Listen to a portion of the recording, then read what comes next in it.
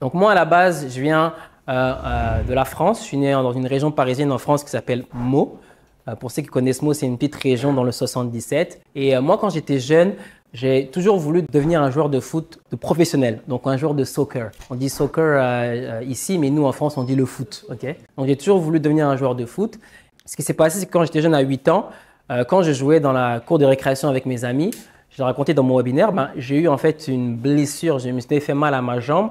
Et ça, ce qui a causé le fait que j'ai pas pu ensuite continuer ma passion pour le foot. Donc, j'ai eu plusieurs opérations dès mon plus jeune âge.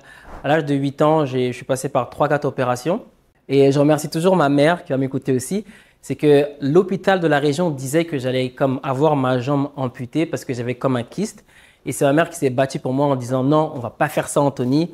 Là, je vais t'emmener à une bonne hôpital. Un hôpital qui s'appelle l'hôpital Necker qui est à Paris pour ceux qui vont m'écouter, qui connaissent. Et dans cet hôpital-là, il y avait un docteur qui s'appelait le docteur Journeau qui a dit à ma mère que j'allais pouvoir être guéri en ayant 3 opérations différentes. Donc, 3 opérations. Une, j'étais sur plate. Une, j'étais sur chaise roulante. Et après, j'ai eu de la rééducation. Donc, pendant 3 ans, j'ai eu 2 opérations. Je n'ai pas pu profiter de ma passion. Maintenant, je me rappellerai toujours que vers la 3e année où je commençais un peu à marcher, je voyais les autres camarades de ma classe qui jouaient au foot justement et moi, je ne pouvais pas jouer. Ça me frustrait, ça m'énervait. Mais je m'étais dit qu'Anthony, il faut que tu sois patient. Ton temps va venir, tu vas pouvoir reproduire le sport. Et avec la persévérance, j'ai pu me réadapter. J'ai même réessayé de jouer au foot, mais après, il y avait encore des petites complications, donc j'ai dû arrêter. Et je me suis concentré sur autre chose. Maintenant, moi, ce qui m'a vraiment aidé, c'est que je viens d'une famille qui n'était pas à la base entrepreneur, mais qui est devenue une famille dans le monde de l'entrepreneuriat. On parlait de ménage tout à l'heure. Mon père, moi, quand il est arrivé en France, au début, il était dans une entreprise de nettoyage. Il nettoyait, il faisait le ménage. Par contre, il avait l'ambition de créer sa propre entreprise de nettoyage. Donc, il a commencé en faisant le ménage. Après, il est devenu comme manager. Après, il est devenu directeur. Et à un moment donné, il a créé sa propre société de nettoyage. Puis maintenant, il en a plusieurs, des gros hôtels. Donc, j'ai vu ça, en fait, mon père passer de nettoyer à monter une structure. Pareil pour ma mère. Ma mère, quand elle est arrivée en France, au départ, elle travaillait chez Disneyland Paris. Ensuite, elle a monté un premier business de cybercafé. C'était les endroits où tu payais pour avoir Internet et pouvoir faire des appels internationaux. Et après ça, elle en a monté plusieurs. Et aussi, elle a après créé un restaurant. Donc, j'ai vu en fait mes parents bâtir des entreprises de A à Z. Et c'est pour ça qu'après, moi, durant mon parcours, quand j'ai arrêté le foot, je me suis concentré sur l'entrepreneuriat. Donc, durant mes études, j'ai fait mes études classiques en France et autres. Jusqu'au moment où j'avais à peu près 18-19 ans, mon père m'a dit non, là maintenant, l'opportunité du siècle, c'est pas de rester en France, c'est d'aller au Canada. Donc là, mon père qui me dit ça, j'étais jeune, j'avais mes amis, j'avais mon réseau. Là, il me demande de quitter la France pour venir au Canada. Je voulais vraiment pas là. Je vais pas vous mentir, je voulais pas venir au Canada. Par contre, mon père, c'est un visionnaire. Donc, je suis arrivé au Canada. Et quand je suis arrivé au Canada, la première chose que j'ai faite, parce que tu me parlais tout à l'heure de réseau, la première chose que j'ai faite, c'est que je me suis vraiment accroché tout de suite à un réseau de personnes. Ce qui m'a vraiment aidé, c'est que durant les premières années, en 2010, quand je suis arrivé, je me suis connecté à un réseau d'entrepreneurs, des personnes dans le monde de l'industrie, de la musique, de l'entertainment, qui a fait que quand je suis arrivé, j'ai eu directement les bonnes connexions. Okay? Ça m'a vraiment aidé. Et du coup, ce qui s'est passé, c'est que je suis venu ici pour faire mes études dans l'informatique et autres. Et en 2013, après quelques années, j'ai vu le film de Mark Zuckerberg de Facebook. Puis ça a vraiment changé ma vie. Parce que le film de Mark Zuckerberg, je me suis rendu compte que grâce à la technologie, tu pouvais impacter des personnes à l'international. Tu pouvais créer des beaux projets, des belles startups. Et quand j'ai vu ce film-là, je me suis dit, moi aussi, je vais créer mon propre Facebook. Et c'est à ce moment-là que j'ai créé ma première startup en 2013 qui s'appelle Inside.com. Donc, c'était une startup dans laquelle j'ai connecté ma passion pour le sport qui est le foot avec la technologie comme j'avais vu le film pour créer une plateforme dans laquelle les fans pouvaient communiquer et les personnes qui voulaient être proches de leurs artistes ou leurs athlètes à l'intérieur, ils pouvaient en fait avoir toute l'information. Ce que j'ai appris de cette startup-là, c'est que déjà, tu peux partir de rien et réussir à bâtir quelque chose. J'ai quitté la France pour arriver au Canada, je monte une première startup et après quelques années seulement, j'ai eu Québecor Media qui a voulu la racheter. Okay? Donc, j'ai appris que dans la vie, tu peux partir de rien, tu peux réussir à monter quelque chose. Le plus important, c'est quoi? C'est la détermination. Okay? J'étais tellement déterminé, même s'il y en a autour de moi qui me disaient « Oui, mais Facebook a déjà été créé, etc. Tu le fais pour le sport. » J'étais déterminé et puis j'ai réussi à attirer l'attention. Ça, c'était ce que j'ai appris. L'autre chose que j'ai appris en faisant ces startups-là, c'est parce que justement, on a eu une offre d'achat, mais l'achat, c'est pas finalisé. Pourquoi? Parce que j'avais un de mes étudiants qui était vraiment focalisé sur l'école. Le Québécois nous a dit, on va racheter votre plateforme, mais vous avez un nombre de temps pour finaliser la version 2. Mais la personne qui était dans mon équipe, lui, il était à l'Université de Montréal, puis il voulait juste se focaliser sur les études. Cette époque-là, je n'étais pas débrouillard comme aujourd'hui, donc on n'a pas pu finaliser l'application. Mais là, j'ai encore appris que dans la vie, il faut savoir se débrouiller. Okay? Des fois, vous allez voir, vous allez avoir des obstacles, on va essayer de mettre dans les bâtons dans les roues, il faut toujours chercher des solutions. Mais à cette époque-là, je ne l'avais pas, mais maintenant, je sais le faire. Donc après ça, 2013 Inside, ça fait partie de la première histoire. C'était vraiment ça Inside. J'ai fait 2 ans dans lesquels je me suis remis au travail. J'ai été travailler comme tout le monde. Je travaille dans une entreprise, j'ai pris du temps, j'ai appris et autres. Et là, la fibre entrepreneuriale qui est en moi est ressortie encore en 2014-2015 quand j'ai vu qu'il y avait la musique Afrobeat, musique afro-caribéenne qui était présente, mais qu'il n'y avait pas une plateforme qui permettait de consommer cette musique, mais aussi nous, les personnes qui la consommaient, on n'avait pas une plateforme où on pouvait avoir la musique par catégorie. C'est là que j'ai dit, oh, je vais faire l'application Moko. Okay? Donc l'application Moko, c'était la première application pour la musique africaine caribéenne qui permettait aux artistes d'être vus à l'international et aux personnes qui la consomment d'avoir différentes catégories. Moi, je peux écouter du dombolo, je peux écouter par exemple du compas, je peux écouter du coupé décalé. Donc c'était ça la beauté de l'application. Ce qui a fait le succès de l'application, c'est que vraiment j'avais compris que tu n'as pas forcément besoin d'avoir juste l'argent pour pouvoir attirer les artistes et les célébrités. Là, le message que je vais faire passer, c'est que l'argent ne fait pas tout. Okay? Quelqu'un qui est connu, un artiste et autres, il va plus être intéressé par une personne qui vient avec un projet concret que si tu lui demandes de l'argent. Il y a des artistes là comme un Drake ou un Fally Ipupa, tu veux venir avec l'argent, il va dire je m'en fous. Mais par contre, moi je suis venu en disant j'ai une plateforme qui va vraiment aider la culture africaine et caribéenne et je vais mettre en avant notre musique. Là, ça leur parlait. Donc c'est pour ça que j'ai un artiste qui s'appelle Mokobé du 113 qui a écouté ce que je disais et qui m'a donné la chance. Grâce à lui, j'ai pu en fait accéder à plein d'artistes, soit Youssoupha, Que Black, NASA, Maître Gims, Burna Boy, tous ces artistes-là, je les ai rencontrés et j'ai fait des vidéos avec eux. Et moi, au lieu de juste de faire des vidéos pour être comme un fan, ce que j'avais fait une landing page, une page de capture dans laquelle je demandais à chaque fois que je fasse une vidéo avec eux, qu'ils demandent à leur communauté de pouvoir s'inscrire sur ma landing page. Et ça, ce qui a fait, après, quand on a lancé l'application, j'avais plus de 20 000 emails. Donc, quand ça a lancé, ça fait directement le top 20 des applications les plus téléchargées de l'Apple Store. Donc ça, c'est la deuxième un peu histoire de mon parcours. L'application Moko, ça a marqué ma vie. Pourquoi? Parce que c'est ça qui m'a vraiment rendu populaire. J'ai eu vraiment un buzz dans ce que j'ai produit. J'ai touché beaucoup de personnes et l'application avait énormément de téléchargements. Le petit seul problème, c'est que justement, je le répète encore, c'est pas l'argent qui fait tout. On avait une application qui était populaire, mais on ne faisait pas tant de revenus que ça. Okay? Et ce que j'ai appris aussi, c'est qu'avec les artistes, tu ne dois pas seulement te concentrer sur l'argent, il faut apporter ce qu'on appelle de la valeur.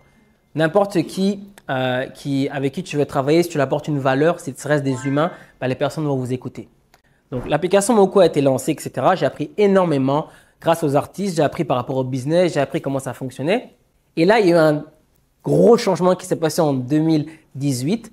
Parce que ça, c'était entre 2014 et 2016. Mais en 2018, il y a ce qu'on appelle qui est arrivé le personal branding. Okay? Donc, moi, à la base, je brandais juste mes entreprises. Puis là, en 2018, je me suis rendu compte que pour faire une grosse différence, il fallait avoir un personal branding qui était puissant.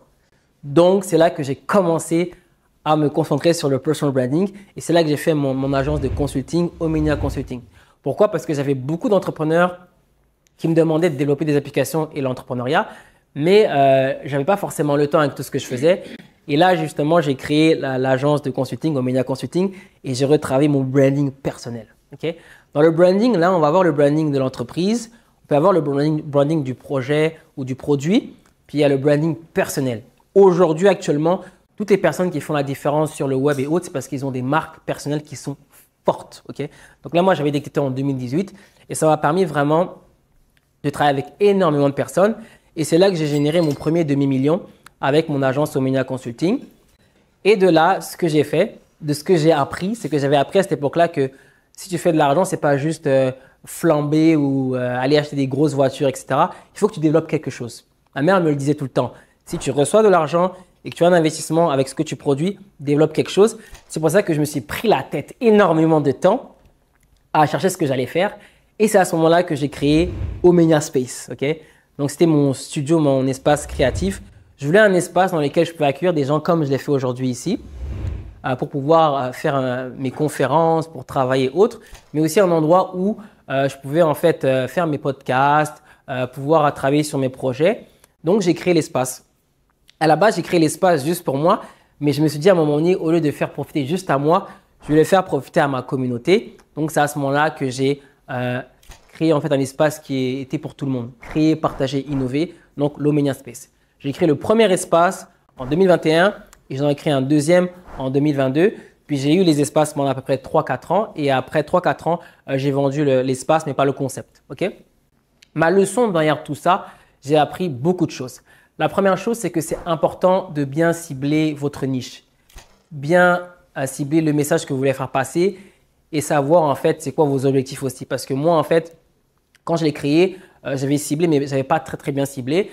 Et en fait, bien cibler sa niche, ça fait une grosse différence. Ça facilite le marketing, ça facilite aussi les décisions. La deuxième chose que j'ai appris, c'est de bien budgétiser ses finances quand tu lances un projet. La plupart, quand on va lancer, on pense que c'est juste oui, je lance, je commence à investir dans ci, dans ça. Mais si tu ne budgétises pas bien, tu ne pourras pas bien optimiser tes revenus et tu ne pourras pas bien atteindre tes objectifs. Aujourd'hui, j'ai une équipe qui me permet vraiment de faire ça. Et l'autre chose aussi que j'ai compris, c'est que ce n'est pas juste l'argent. Je le répète encore parce qu'on est trop centré des fois sur les revenus. Tu as beau avoir tout l'argent, mais si tu n'as pas en fait un concept, si tu n'as pas un plan marketing, si tu n'as pas une stratégie concrète, eh ben, tu vas aller nulle part. Parce qu'on peut te rentrer 150 000, 200 000 $ dans ta boîte. Par contre, si tu n'as pas une stratégie, tu vas flamber l'argent. Mais si tu as une stratégie concrète de branding, une stratégie dans laquelle comment tu vas attirer tes clients, une stratégie d'optimisation financière et autres, ben, qu'est-ce qui va se passer? C'est que quand l'argent va arriver, ben, tu ne vas pas flamber l'argent pour rien. Tu vas savoir qu'est-ce que tu fais avec l'argent. C'est pourquoi le plus important, c'est d'avoir des bonnes personnes autour de vous, des personnes compétentes qui vont vraiment savoir quoi faire et comment faire et quand il y a des situations, mais aussi d'avoir une vision. Okay? Vous ne pouvez pas lancer un projet sans vision. Il faut savoir en fait avoir un roadmap, c'est quoi les étapes dans lesquelles vous voulez aller. Et la dernière des choses, c'est qu'il faut toujours persévérer parce que si vous ne persévérez pas, ce n'est pas parce qu'il y a un obstacle que vous devez arrêter. Donc, j'ai créé l'Omenia Space, j'en ai fait 2. C'était une super expérience, j'ai appris énormément de choses. J'ai pris énormément de maturité avec ce projet. Et pour moi, c'est l'autre partie de l'histoire qui rentre dans mon parcours. L'Omenia Space. Et après tout ça, je me suis rendu compte qu'à la base, moi, c'était vraiment le digital qui m'intéressait. Donc, j'ai toujours commencé dans le digital. J'ai toujours aimer les personnes. J'ai toujours aidé à accompagner les personnes. C'est pour ça qu'aujourd'hui, on est tous là et que j'ai bâti l'Omenia Academy. Avec une seule mission, c'est vraiment d'aider un maximum d'entrepreneurs qui ont une expertise à pouvoir développer leur business en ligne, développer leur activité, créer du bon contenu, avoir des bonnes stratégies pour pouvoir générer beaucoup plus de chiffre d'affaires. Et c'est ça ma mission aujourd'hui. Et le message que je veux vous faire passer, c'est que moi, dans mon parcours, il y a toujours eu des mots clés et puissants qui ont toujours connecté avec moi. C'est déjà de croire en soi. Okay? Parce que si vous ne croyez pas en vous, ça va être difficile d'aller loin dans la vie. Quand je raconte mon parcours, la petite histoire que je raconte, on parle de 2010 et bien avant. Puis là, actuellement, on est en 2024 pour ceux qui écoutent. Donc, ça fait que j'ai toujours persévérer dans ce que je fais et j'ai toujours cru en moi. Donc, le premier mot, c'est croire en soi. La deuxième chose qui est importante, c'est le focus. La phrase que je vais dire maintenant, elle est très impactante, c'est que il y a de l'excellence que dans la spécialisation. Okay? Ça ne sert à rien d'être dans trop de choses. Si vous êtes dans beaucoup de choses, vous allez vous perdre. C'est mieux de se focaliser sur une seule chose et de bien le faire. Vous allez obtenir des résultats et c'est ce que j'ai fait.